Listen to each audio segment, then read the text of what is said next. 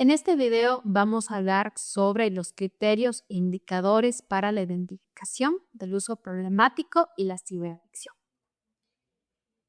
Como introducción,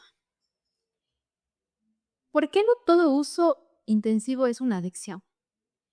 Cuando hablamos de ciberadicción, uno de los errores más comunes es confundir uso frecuente con uso problemático. Vivimos en una época donde estudiar, trabajar, socializar y entretenerse ocurre en entornos digitales.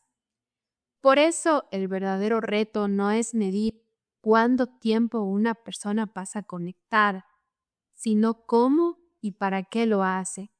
Y sobre todo, qué consecuencias tiene ese uso en su vida cotidiana.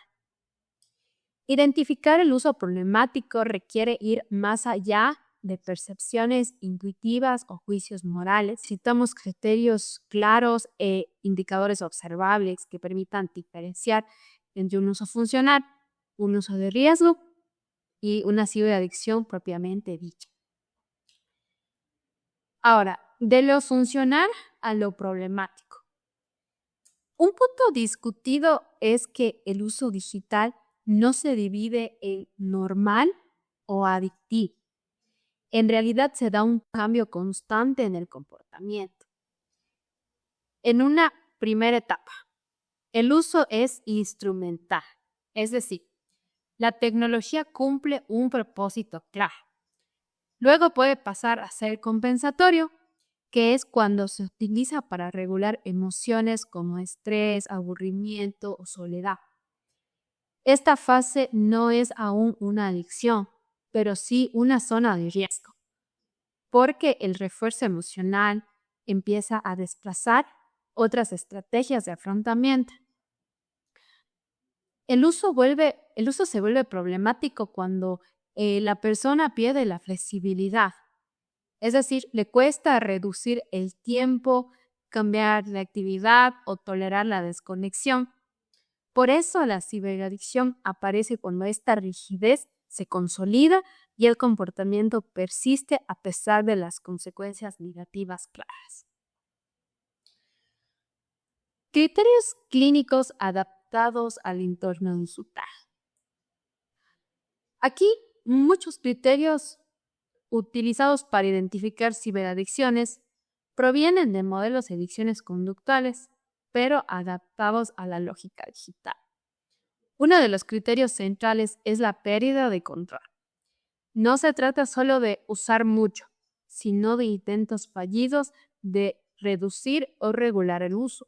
Incluso cuando la persona reconoce que le está afectando académicamente, socialmente o emocionalmente. Otro criterio clave es la saliencia cognitiva. ¿A qué me refiero con sapiencia cognitiva? Este es un proceso psicológico mediante el cual ciertos estímulos, pensamientos o actividades adquieren una importancia desproporcionada en la mente de la persona. En pocas palabras, cuando algo se vuelve muy llamativo o muy interesante, cuando en realidad no debería ser. Y un ejemplo de esto es cuando la actividad digital ocupa un lugar dominante en los pensamientos de la persona, porque llega a anticipar constantemente cuándo podrá volver a conectarse o planificar su día en función a ello, a conectarse. También se considera la tolerancia psicológica, que no aplica necesariamente a aumentar horas, sino de necesitar estímulos más intensos, con más interacción, recompensas más rápidas o experiencias más inmersivas para obtener el mismo nivel de satisfacción. Y por último, tenemos la persistencia pese al daño.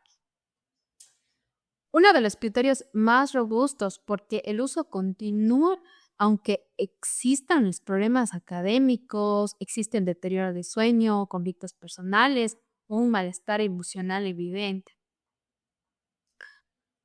Ahora hablamos de indicadores emocionales, lo que el usuario siente pero rara vez verbaliza.